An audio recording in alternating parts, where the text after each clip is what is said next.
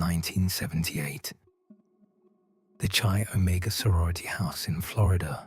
What the police saw when they entered was beyond words. The deep, savage bite marks on the victim's flesh did not belong to an animal. They belonged to a human. So who was the monster behind this brutality? Take a good look at this face.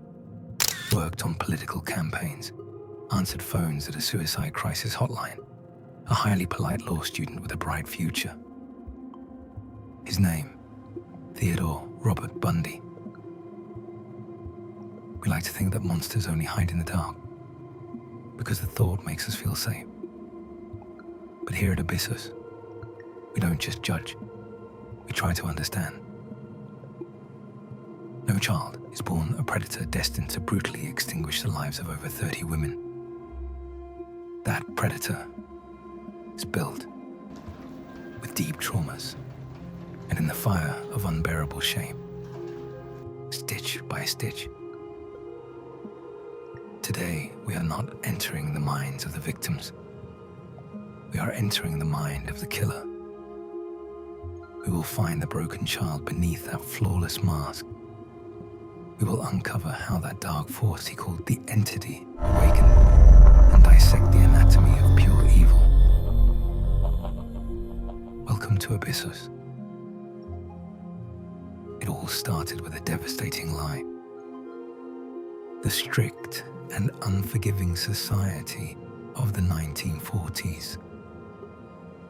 Ted was born an illegitimate child, the family's dirtiest secret. The woman he thought was his mother was actually his sister. His real mother had hidden him for years like a badge of shame. The day he learned the truth, his entire life was revealed as a theatrical play, and the first crack in his mind appeared. It taught him two fatal lessons. One, you are inherently flawed. You're unwanted. Two, if you want to survive, you must deceive people. The poison had entered the bloodstream, but hadn't erupted yet. The spark ignited years later at the University of Washington. Her name was Diane. Wealth, status, high society. Everything Ted desired but could never have. To win her over, he constructed a fake persona. Wealthy, ambitious, a respectable gentleman. But Diane saw through the cheap mask. She rejected him. She told him he didn't belong in her world. A normal man gets hurt and moves on. But for a developing malignant narcissist like Ted, this was psychological annihilation. Diane held a mirror to his deepest, darkest fear. That he was nothing but an unwanted child, pretending to be rich.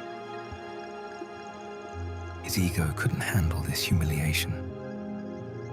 He demanded compensation over the very class of women that rejected him. Absolute, godlike power. Look at his victims. Brilliant, beautiful university students. Almost every single one shared the same physical traits. Long brown hair parted down the middle, just like Diane. He didn't hunt them in dark alleys. He used their humanity as a weapon against them. He wore a fake cast on his arm. He dropped his books next to his car. He smiled helplessly. Society conditions us to help. And those empathetic women willingly walked into the abyss. The second they leaned into the car, the illusion shattered. The crowbar to the head. Fast, brutal, silent. To hide their unconscious bodies, he'd already removed the passenger seat of his Volkswagen. But murder was only the beginning for him. The truly horrifying depth of his pathology began after the kill. Bundy was a necrophile. He didn't just kill these women. He returned to their decaying bodies in the woods. He applied makeup to them. He severed their heads and kept them in his apartment as souvenirs. Why? Was it simply pure madness? No. It was the most extreme manifestation of his narcissistic wound. A living woman has a will of her own. She can reject you, like Diane did. But a corpse cannot say no. It belongs entirely to you. Bundy wasn't driven by passion.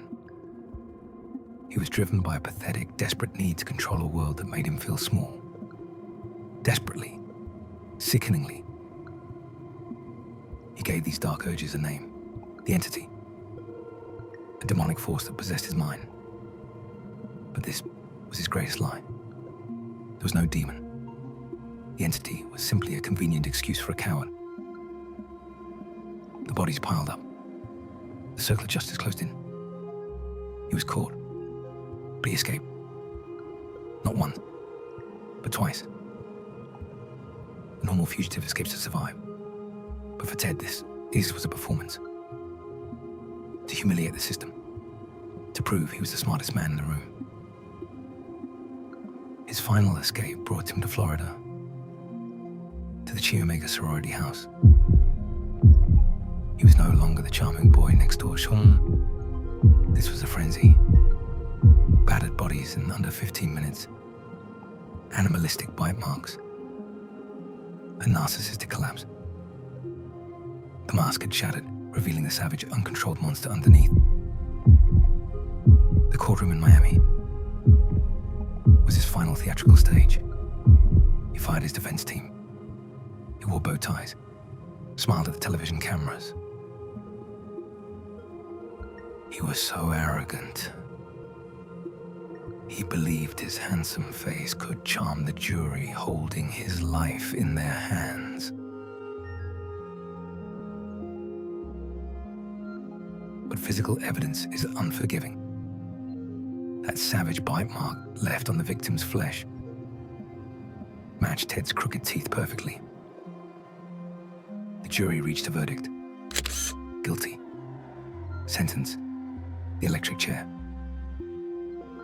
Hollywood loves to mythologize serial killers, create dark geniuses. But the absolute truth is far more pathetic. In his final days on death row, the God complex evaporated. All that remained was a terrified, sweating, crying coward in a cage. Just to live a few more days. He tried to trade the locations of undiscovered, rotting corpses. It didn't work. His final interview. Once again, he refused to take responsibility. He blamed pornography. He blamed a violent society. He blamed his upbringing. He blamed everyone and everything, except the man looking back at him in the mirror. January 24th, 1989, Florida. The monster died. But the dark abyss he left behind still lives. Pure evil doesn't always hide in the shadows. Sometimes it smiles at you in broad daylight. The next time a charming stranger asks you for help, remember that blind boy next door. Remember the illusion. Because if you gaze long enough into the abyss, you might see it smiling back at you.